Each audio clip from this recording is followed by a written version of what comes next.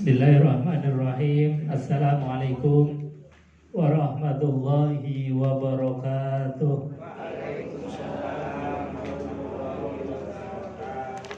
Bismillah, innal hamdalillah nahmaduhu wa nasta'inuhu wa nastaghfiruhu wa na'udzu billahi min shururi anfusina wa sayyiati a'malina, may yahdihillahu fala mudilla lahu wa may yudlil fala hadiya lahu. Asyhadu an la ilaha illallah, asyhadu anna Muhammadan abduhu wa rasuluh.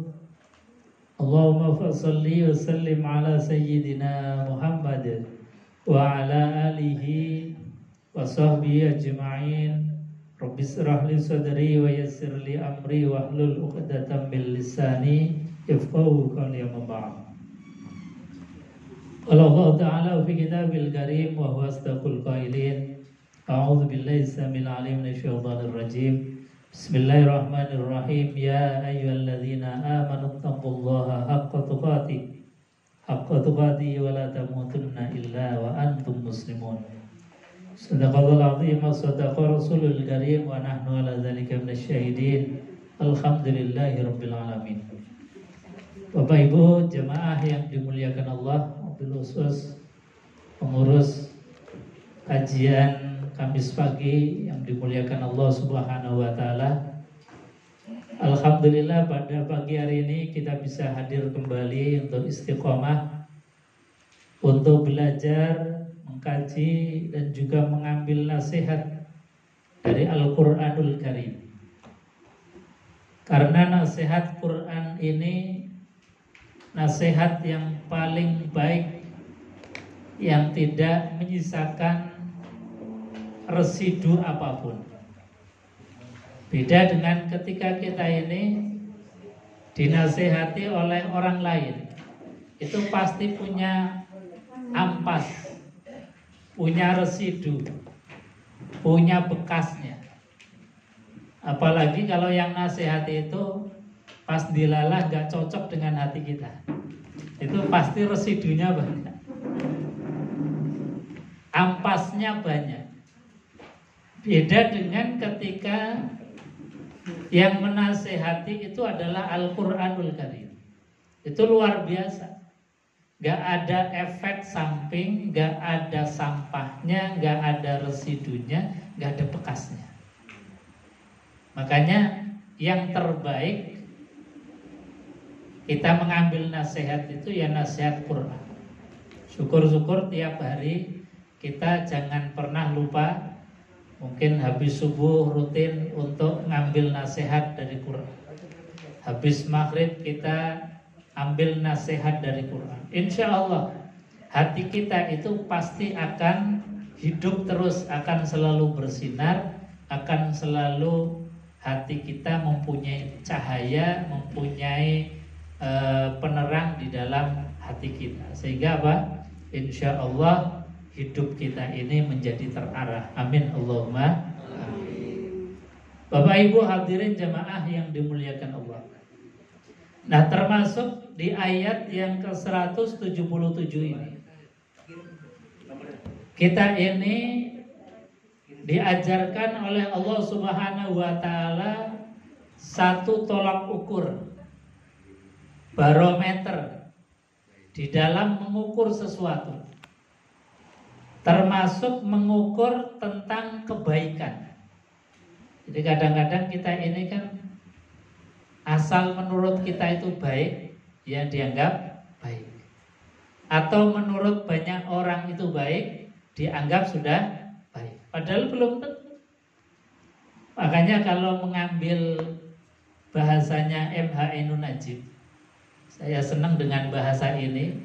Karena apa? Mudah untuk dicerna. Jadi dalam bahasa beliau, baik itu ada 3. Satu, ada baik yang secara individu. Jadi kalau menurut saya baik, pokoknya apik. Itu namanya kebaikan yang individual. Jadi kalau kebaikan pokoknya menurut saya baik, ini bahaya. Dan ini dalam fakta itu ada. Kadang orang-orang pokoknya menurut saya baik ya baik.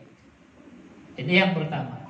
Yang kedua, ada kebaikan yang kolektif atau dalam bahasa modern itu kebaikan demokrasi. Jadi kalau banyak orang mengatakan baik, dianggapnya itu sudah baik. Padahal belum tentu itu kebaikan yang hakiki. Ada kebaikan yang ketiga, yaitu kebaikan ilahiyah. Nah, ini yang standarnya yang disampaikan oleh Quran.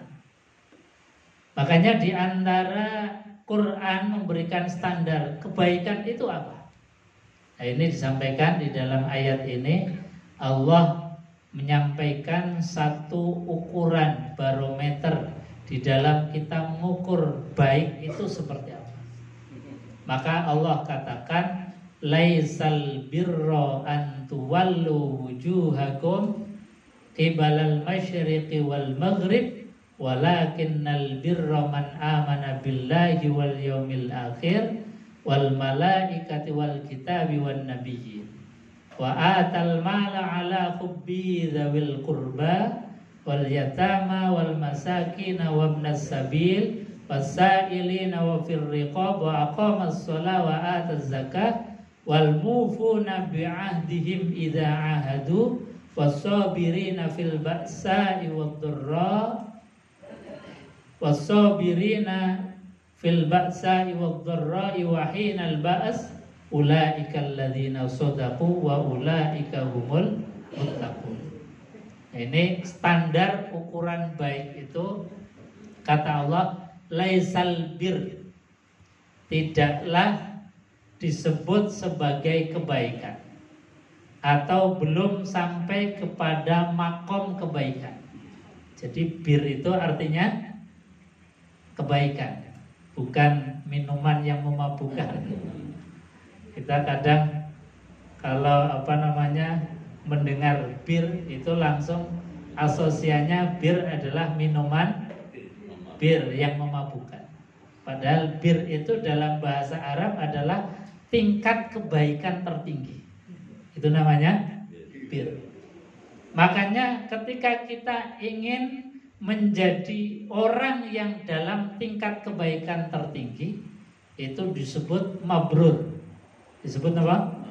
Mabrur. Mabrur itu kan orang yang dalam posisi makom puncak tertinggi.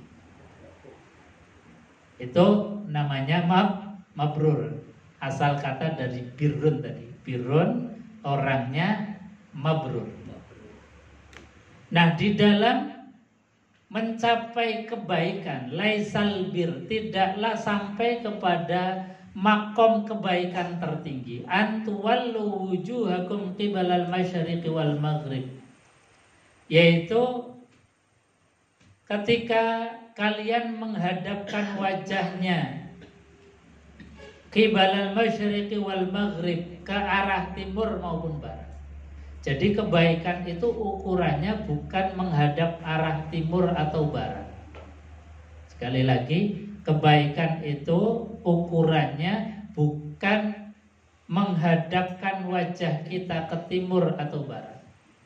Ayat ini ada munasabah atau kaitannya dengan perpindahan arah kiblat yang dulu sudah kita sampaikan, bahwa ketika Kanjeng Nabi Muhammad SAW itu berhari-hari bermunajat kepada Allah untuk dipindah kiblatnya dari Masjidil Aqsa ke Masjidil Haram, ke kiblat yang awal. Itu kan berhari-hari Kanjeng Nabi itu berdoa sampai diabadikan dalam Al-Quran, qad nara taqalluba wajhika fis sama falanwalliyannaka qiblatan tardaha fawalli wajhaka syatral Masjidil Haram. Kata Allah, qad nara, sungguh aku telah melihat engkau Muhammad menengadahkan wajahnya ke langit, minta dan mengajukan proposal agar kiblatnya itu dipindah. Maka ketika kiblat ini dipindah, orang-orang Yahudi ini kebakaran jenggot bahasanya. Jadi kayak nggak terima. Wong kiblat sudah bareng-bareng dengan kita ke Masjidil Aqsa, kok tahu-tahu dipindah ke Masjidil Haram. Maka mereka itu kemudian membuat opini-opini yang luar biasa, membuat satu opini yang agar orang Islam itu kemudian terpengaruh. Dan memang banyak sekali orang Islam yang sangat terpengaruh dengan opini dari orang-orang Yahudi. Makanya di dalam Sirah Nabawiyah tidak ada peristiwa besar yang banyak orang murtad keluar dari Islam kecuali peristiwa naklul kiblat, perpindahan arah kiblat. Karena apa? Karena yang dibuat oleh orang Yahudi itu opininya kadang-kadang masuk akal betul. Itulah lihat Muhammad, goro-goro dia itu orang Mekah, kemudian sekarang kiblatnya dipindah ke Mekah. Itulah lihat Muhammad, orang yang pelin-pelan, kiblatnya pindah-pindah. Itu kan kalau orang akal dan imannya nggak kuat, itu pasti akan goyah. Makanya kemudian Allah sampaikan, laisal birra an tuwallu wujuhakum qibalal masyriq wal maghrib. Kebaikan itu bukan karena arah timur atau baratnya, bukan karena menghadapkan arahnya ke Baitul Maqdis atau ke Ka'bah, bukan itu. Tapi kebaikan itu ukurannya kata Allah, walakinnal bir, tetapi kebaikan itu adalah man amana billahi wal yaumil akhir, adalah diawali dengan iman kepada Allah Subhanahu wa taala. Ini kebaikan. Kebaikan kalau tidak ada iman, tidak landasi dengan iman, nggak ada kebaikan sama sekali. Meskipun itu bentuknya dalam hubungan sosial, mungkin kita berbagi kepada sesama, suka membantu, suka menolong. Tapi ketika tidak ada iman, itu dalam bahasa Quran belum termasuk kebaikan. Makanya kalau kita mengukur kebaikan, misalnya ada orang muslim dengan orang non-muslim sama-sama membantu, itu kalau dalam bahasa Allah, dalam ukurannya Allah, orang yang baik, ya orang yang hatinya ada iman kemudian mau membantu. Iman dalam hati diwujudkan dengan saling menolong. Saling menolong saja tidak cukup kalau dalam hatinya tidak ada iman. Makanya kebaikan itu harus diawali, dilambari dengan iman kepada Allah. Man amana billahi wal yaumil akhir. Iman pun sama. Iman itu ada bentuk dan wujudnya ketika itu sudah diaplikasikan dalam kehidupan sehari-hari. Makanya Kanjeng Nabi Muhammad SAW itu mengukur iman itu kadang dari perilaku kita sehari-hari. Jadi enggak mengukur iman itu dari yang muluk-muluk tinggi-tinggi, enggak.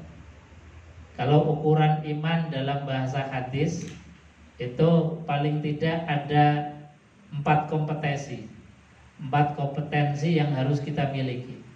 Orang yang mengaku iman kepada Allah, maka na yu'minu billahi wal yaumil akhir, kata Kanjeng Nabi, fala yu'zi jaruh. 1, dalam hubungan sosial jangan pernah menyakiti tetangga. Nah, kita kan bertetangga ini.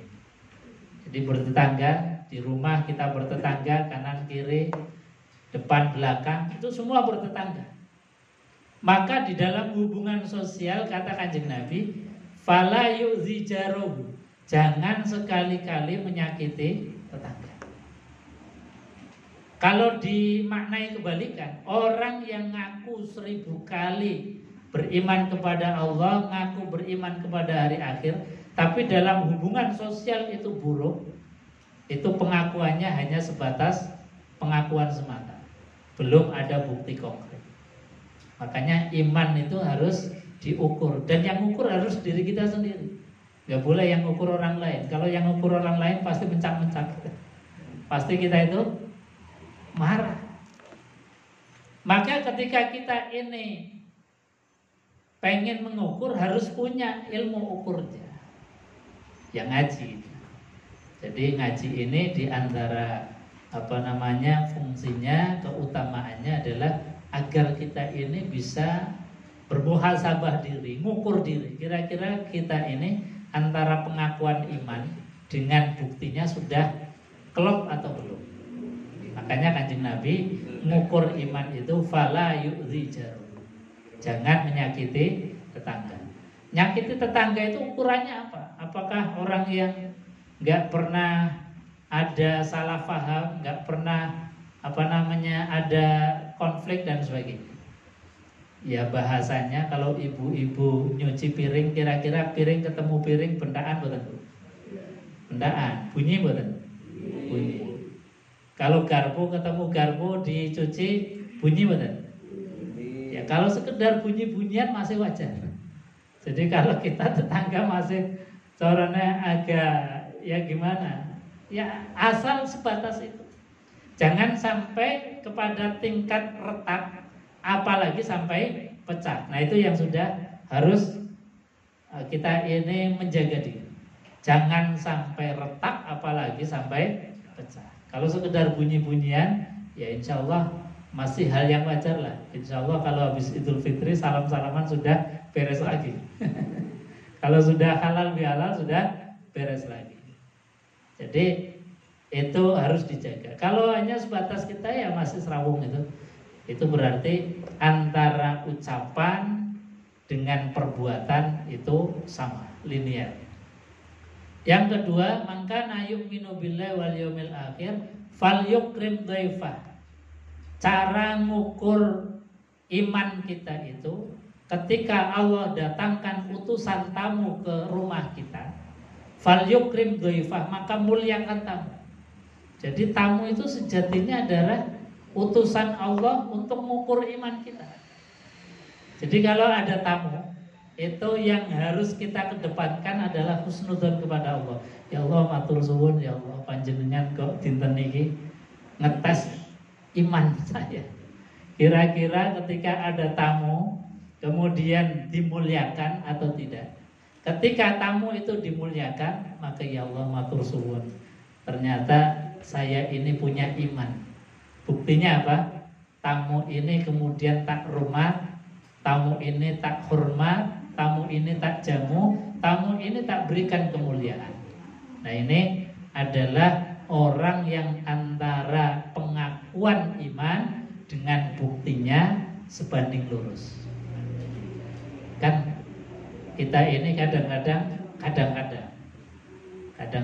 ya namanya kadang-kadang ya kadang-kadang ada tamu assalamualaikum, kita mau nginceng di korden.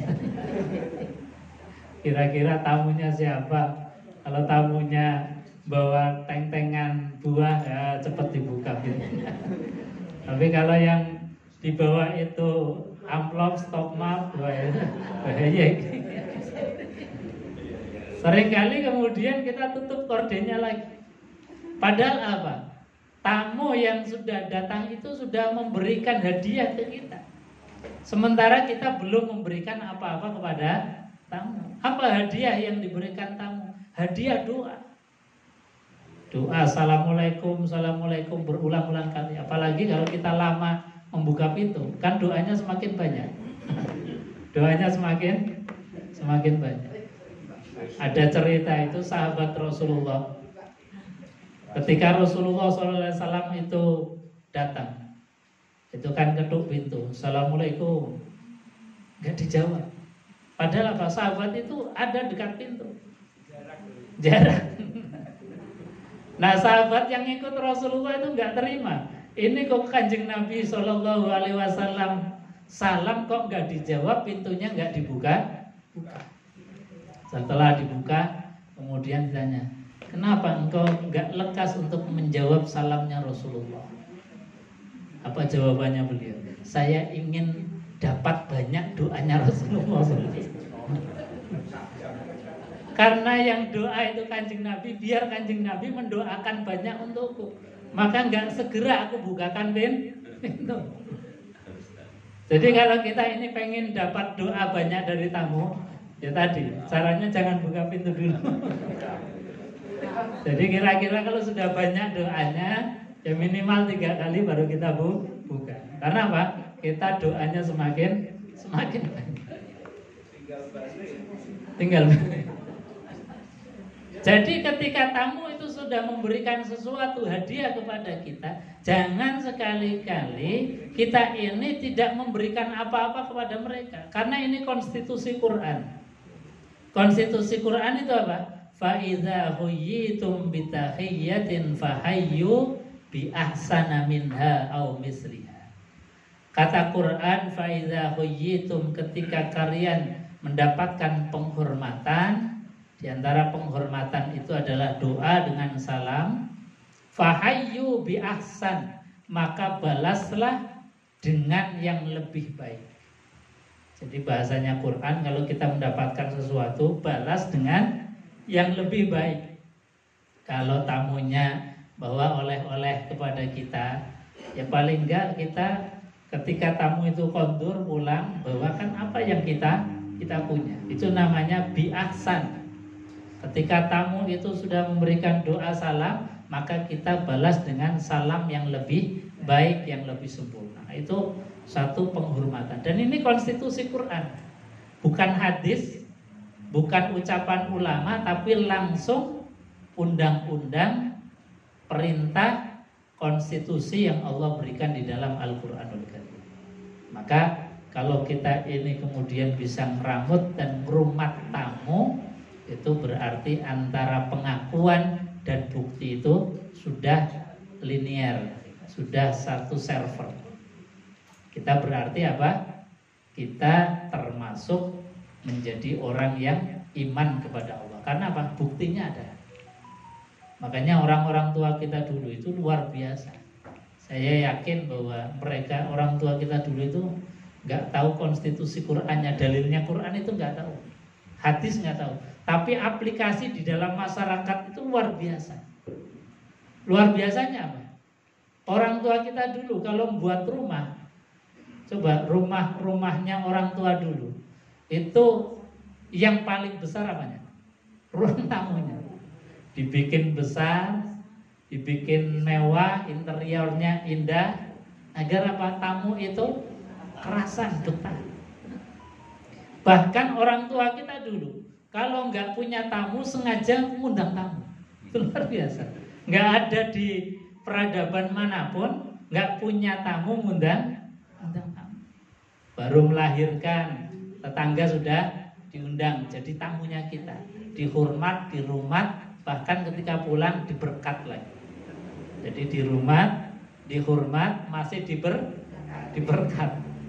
Itu hormatnya kita terhadap tamu. Nanti 40 hari akikohan, tetangga diundang lagi, saudara diundang lagi, dirumat lagi, dihormat lagi, masih diberkat lagi.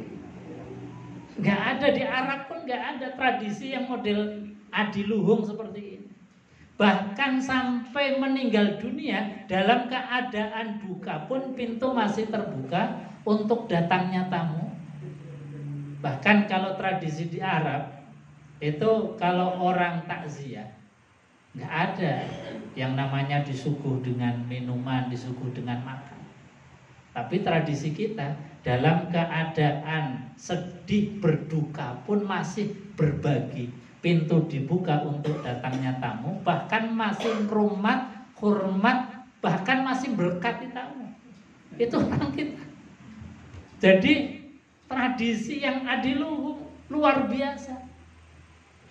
Dalam keadaan sedih, dalam keadaan duka masih memberikan berkat. Berkat itu artinya memberikan oleh-oleh, buah tangan untuk tamu yang sudah datang untuk dibawa pulang.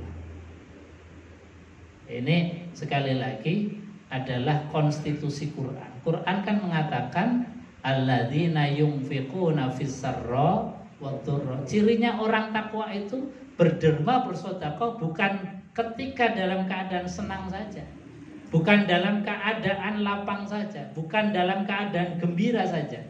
Wad-dharra, dalam keadaan sedih, sempit, duka pun masih bersedekah. Itu hanya ada di kita, orang Nusantara. Nah masa yang kayak gini kemudian di level bid'ah, itu kan rodo-rodo orang masuk akal. Karena apa? Ini konstitusi Quran. Quran mengatakan alladzina yunfiquna fis-sarra wadh-dharra. Orang yang berinfaknya itu istiqomah. Senang ya berbagi, pas dalam keadaan susah ya berbagi. Dalam keadaan gembira ya berbagi, dalam keadaan duka pun berbagi. Kok tahu-tahu ada orang datang melebeli bid'ah. Itu kan berarti membid'ahkan konstitusi Quran. Nah, ini apa namanya? Orang yang beriman. Jadi standar orang yang disebut albir, kebaikan, atau bahasa apa namanya Qur'annya itu mabrur, itu adalah orang yang ada landasan pondasi keimanan kepada Allah, yang iman itu ada bukti konkretnya di dalam kehidupan kita sehari. Makanya Kanjeng Nabi ketika apa namanya ditanya tentang siapa sih orang yang mabrur itu. Mabrur itu tadi puncak kebaikan tertinggi. Itu Kanjeng Nabi jawabnya dengan jawaban kalimat diplomasi tingkat tinggi yang luar biasa, yang semuanya pasti bisa menerima, semuanya itu pasti legowo. Sebab apa? Kalau Kanjeng Nabi itu menjawab misal orang yang mabrur itu yang sudah pernah menjadi alumni Arafah, orang yang mabrur itu yang sudah pernah tawaf ke Mekah, orang yang mabrur itu adalah orang yang sudah pernah sa'i di Mas'ad. Itu kan kita yang belum pernah ke sana, itu kan merasa gelo, ya Allah, kok saya belum diberangkatkan ke sana. Rasanya yang kita belum pernah ke sana merasa iri. Makanya Nabi jawab kriteria mabrur itu bukan seperti itu. Tapi mabrur dalam bahasanya Rasulullah, manhajul mabrur, al-hajjul mabrur, kata Kanjeng Nabi, satu, man afsus salam, orang yang menjadi agen-agen perdamaian, yang suka menebar salam, ketemu orang salam, ketemu orang salam. Itu namanya orang yang mempunyai kompetensi mabrur. Dan ini siapa saja yang sudah pernah ke sana, ya ukurannya itu. Yang belum pernah ke sana pun bisa mendapatkan kemabruran haji. Asal tadi menjadi agen-agen perdamaian. Jangan justru malah sudah jadi alumni Arafah, alumni Mekah, Madinah, malah jadi biang keroknya untuk selalu apa? Jadi congkrah, jadi biang keributan, menjadi orang yang memprovokatori kejelekan dan lain sebagainya. Kalau provokator kebaikan kayak Pak Hardi bagus. Tapi kalau provokator kejelekan, nah ini yang nggak boleh. Jadi kita berlomba-lomba, baik yang kita sudah pernah jadi alumni Mekah, Madinah, ataupun belum, punya kesempatan yang sama ketika kita ini suka menebarkan kedamaian. Yang kedua, kata Kanjeng Nabi, orang yang mabrur mendapatkan kemabruran haji, wa at'imut ta'am, orang yang suka berbagi makanan. Jadi Kanjeng Nabi itu memang selalu, bahkan Syekh Abdul Qadir Jalani ini sebagai apa namanya yang dikenal sebagai walinya Allah, itu di dalam kitab beliau ada satu pelajaran yang penting. Beliau mengatakan luqmatun fi batnil ja'i khairun mim bina'i alfi jami'in. Kata beliau ini dalam kitabnya Syekh Abdul Qadir Jalani yang sering dibaca oleh kita. Luqmatun, satu puluhan makan, satu suapan makan yang kita berikan masuk ke dalam kerongkongannya orang yang membutuhkan, orang yang lapar, itu khairun, lebih baik, lebih utama min bina'i alfi jami'in, dibanding dengan membangun 1000 masjid jami, masjid yang besar-besar. Ini bandingannya. Kenapa? Karena memberi makan itu adalah memberikan sesuatu yang paling urgent untuk kepentingan kehidupan seseorang. Untuk apa kita membangun megah-megah masjid, membangun megah-megah bahkan ribuan masjid, tapi ketika di kanan kiri kita untuk makan saja susah. Makanya memberikan makan itu bagian dari iman. Jadi bukan kemudian bermegah-megahan di dalam membuat satu institusi masjid, bangunan masjid, sementara lingkungannya enggak makmur, maka akan lebih mulia. Bahkan dalam bahasanya Syekh Abdul Qadir Jilani, khairun min bina'i alfi jami'in, lebih baik, lebih utama dibandingkan dengan membangun 1000 masjid.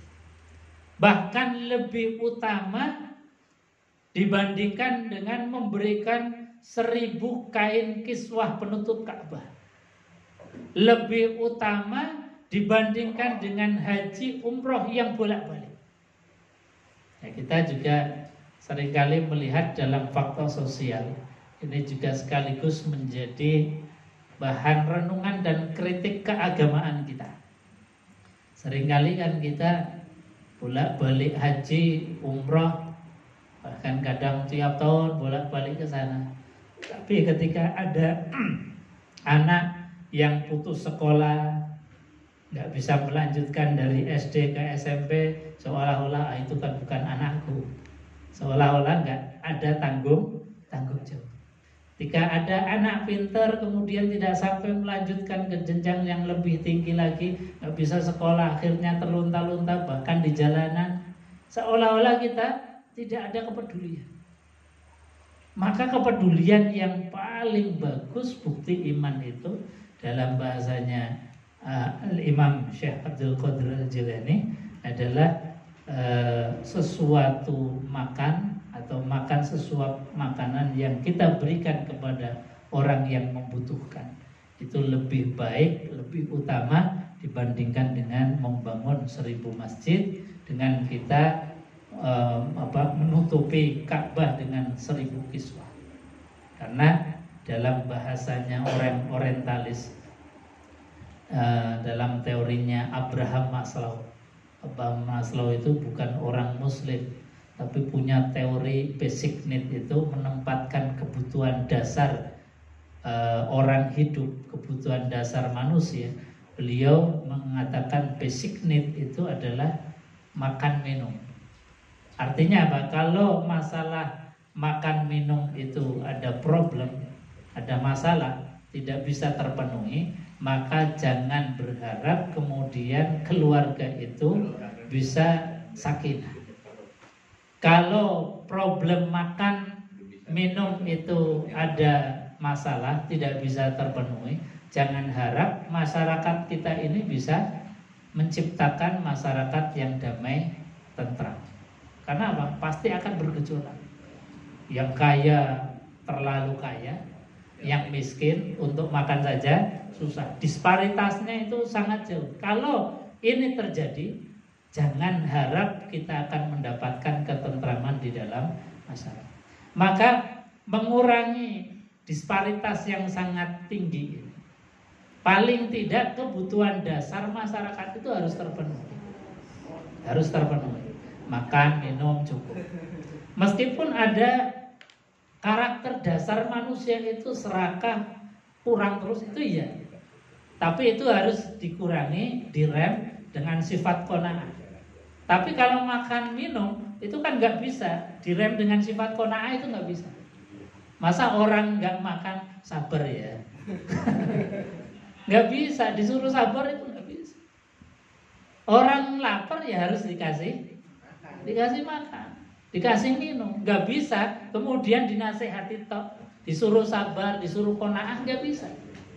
Beda dengan kita yang sudah tercukupi kebutuhan dasarnya, ketika masih serakah, masih merasa kurang, baru kita ini perlu nasihat, harus butuh yang namanya sifat qanaah. Nah itu baru. Jadi qanaah itu bukan untuk makan minum saja kurang. Kalau makan minum kurang itu nggak bisa hanya sekedar dinasehati, harus betul-betul tercukupi. Makanya Kanjeng Nabi Muhammad SAW itu mengukur kebaikan itu dari bagaimana kita itu berbagi. Dalam bahasanya Allah, walakinnal birra man amana billahi wal yaumil akhir. Kebaikan itu diukur dari dalam hati itu ada iman kepada Allah, iman dalam hati ada iman kepada yaumul akhir. Wal malaikah, dan iman kepada malaikat. Iman kepada malaikat itu diantara maknanya begini.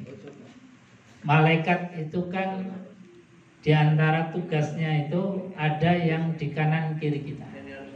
Namanya malaikat raqib, malaikat atid.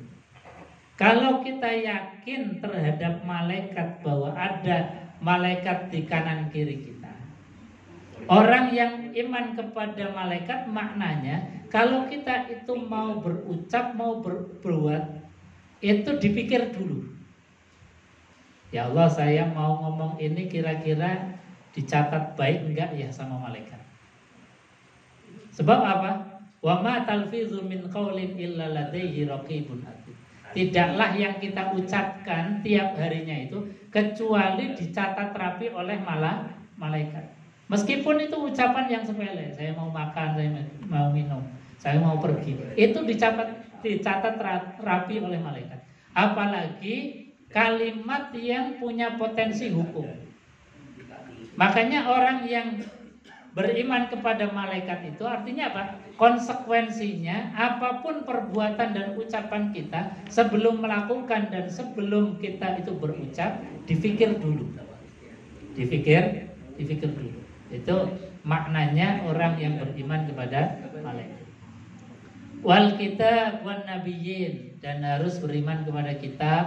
Kitab itu ya maknanya semua konstitusi dalam kitab itu kita berusaha untuk mengamalkannya. Wan nabiyyin, dan beriman kepada nabi. Dan ukuran orang yang baik itu wa atal mala ala hubbi, memberikan harta ala hubbihi, atas harta yang kita sukai. Nah ini, jadi sekali lagi, kalau berbagi sesuatu yang sudah kita nggak butuhkan, atau bahasanya recycle atau sisa kita, itu belum masuk kepada kategori albir. Jadi kalau kita memberikan sesuatu yang sudah kita nggak butuhkan, sisa dari pakaian kita, sisa dari makanan kita, kemudian kita bagikan, itu belum mencapai derajat albir. Kalau derajat albir itu adalah ukurannya ala hubbi, apa-apa yang kita itu masih cintai. Jadi bahasanya, kalau kita masak, sebelum kita sendiri yang masak itu makan, sudah dibagikan dulu ke tetangga. Nah, itu namanya ala hubbi, mendahulukan orang lain atas diri kita sendiri.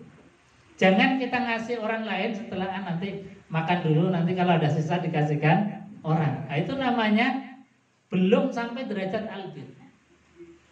Makanya ketika ayat ini turun, termasuk ayat lan tanalul birra hatta tunfiqu mimma tuhibbun. Dalam ayat yang lain, lan tanalul birra, tidak sampai kepada derajat albir hatta sampai tunfiqu mimma tuhibbun. Kita berinfak, bersedekah terhadap apa yang kita sukai.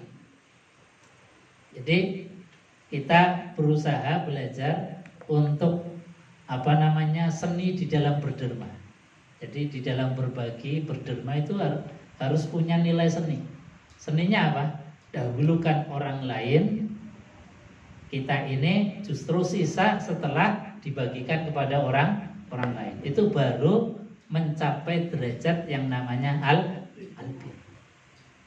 Ya kalau sesekali mumpung lebih daripada dibuang, kasihkan, nggak apa-apa. Itu masih dalam kategori yang baik, tapi belum mencapai derajat albir. Itu kebaikan biasa.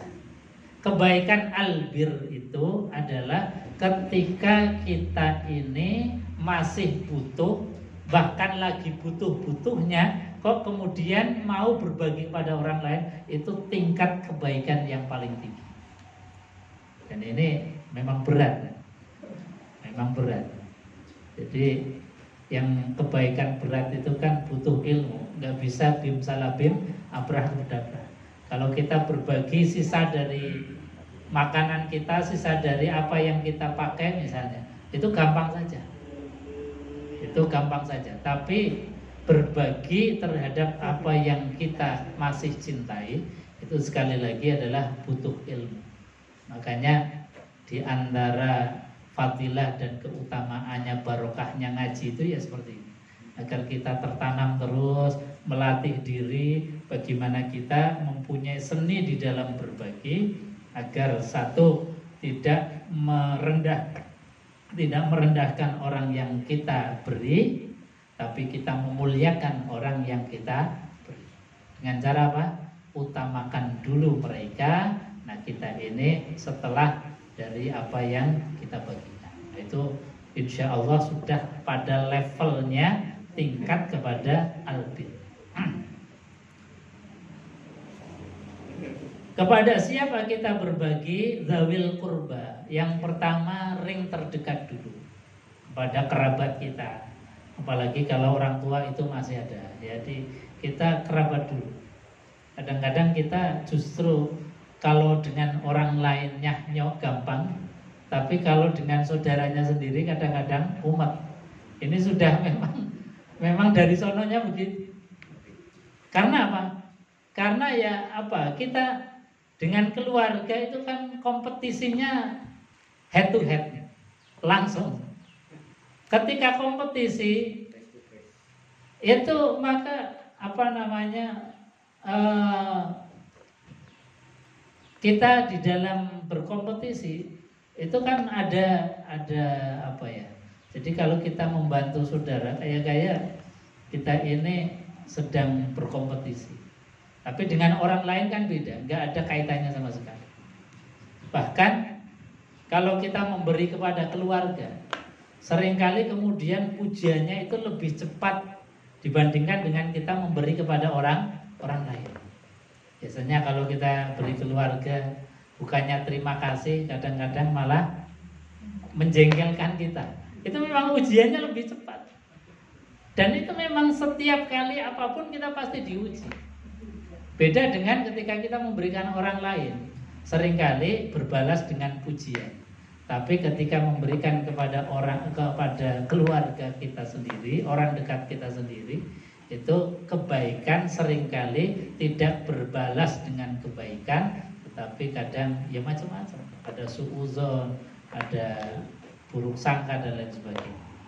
Ini ujian. Tapi itulah yang harus kita kedepankan dalam konstitusi Quran. Jadi orang yang terdekat dulu.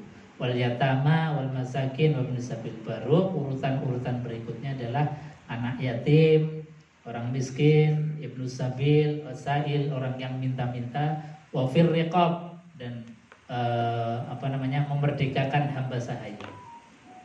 Ini ukuran daripada kebaikan. Wa aqamas shalah wa ataz zakah. Baru kemudian Allah sampaikan mendirikan sholat dan mengeluarkan zakat. Jadi mendirikan sholat itu bagian yang disebut akhir dari kompetensi albir. Beda dengan mindsetnya kita. Mindsetnya kita kan seringkali sholatnya dulu, meskipun mungkin di kanan kiri kita ini ada orang yang susah makan, kita tutup mata. Kalau sholatnya mumpung jamaah itu seolah-olah sudah pada puncak. Ini mindset yang sering kita bangun di dalam alam bawah sadarnya kita. Tapi dalam konstitusi Quran ternyata enggak. Yang menjadi pondasi iman dulu, kemudian bukti-bukti iman dalam masyarakat seperti tadi, bahwa kita berbagi dengan sesama, baik untuk keluarga, untuk anak yatim, miskin, ibnu sabil, memerdekakan budak. Baru setelah itu kemudian kita bangun hubungan kedekatan kita dengan Allah dengan melaksanakan sholat. Wa ataz zakat, dan juga menunaikan zakat. Wal mufuna bi'ahdihim, dan memenuhi janji. Idza ahadtum, ketika kita berjanji. Wasabirina fil ba'sa'i wad-dharra wa hinal ba's.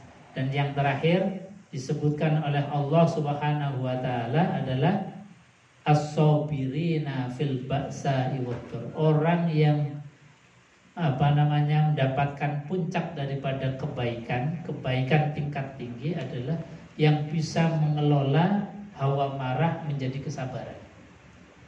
Jadi kesabaran ini adalah puncak daripada derajat keimanan kita kepada Allah Subhanahu wa taala, derajat kebaikan. Bahkan Allah memerinci fil ba'sa wad-dharra, dalam keadaan ba'sa wad-dharra, dalam keadaan kita ini lagi puncak-puncaknya marah, lagi puncak-puncaknya emosi, kok bisa sabar? Wah, ini luar biasa. Dan ini termasuk orang yang bisa sukses di dalam mengelola emosi, mengelola sifat dan jiwa kita. Dan orang yang bisa seperti itu, insya Allah hidupnya akan bisa tentram, damai, dan bahagia selalu. Amin Allahumma amin. Bapak Ibu hadirin jamaah yang dimuliakan Allah, kemudian ayat ini ditutup dengan ulaikal ladzina shadaqu, mereka itulah yang benar. Wa ulaika humul muttaqun, dan mereka itulah orang-orang yang bertakwa kepada Allah Subhanahu wa taala. Maka insyaallah dengan nasihat dari Quran ini kita berusaha untuk belajar menjadi orang-orang yang mengikuti apa yang dinasihati oleh Quran, dinasihatkan oleh Quran. Insyaallah kita menjadi orang-orang yang bertakwa kepada Allah Subhanahu wa taala. Amin Allahumma amin. Bapak Ibu hadirin jemaah